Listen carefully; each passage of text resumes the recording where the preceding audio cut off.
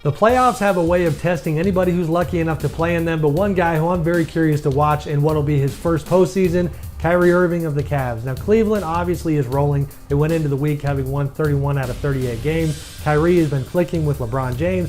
We shall see if he can do something similar to what he did last year in Spain. When he played for FIBA World Cup, Kyrie led the way, played some of the best basketball of his life, but again, he's going to have to prove it once he gets there.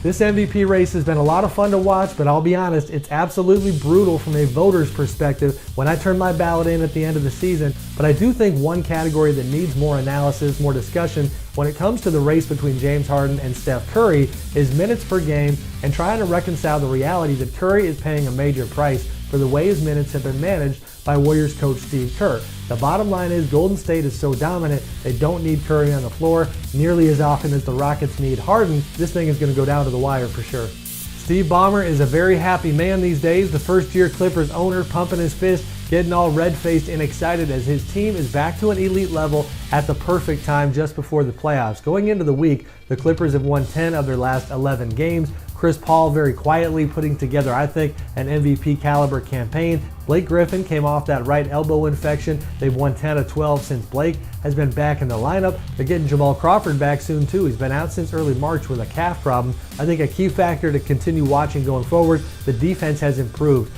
On the opposite end of the timing is everything spectrum, we have the Memphis Grizzlies. Coach Dave Yeager and his group are playing with fire here, very mediocre at the worst possible time. 11-11 in their last 22 games after starting the year 41-14. This stuff matters in a big way for Memphis when it comes to playoff positioning. They already gave up the number 2 spot to the Rockets. If they can't get it back, they wind up 3rd or lower in the standings. That's the difference between playing a team like the Spurs or the Clippers or the Blazers in the first round, or perhaps maybe a team like the Mavericks, who's certainly a notch below.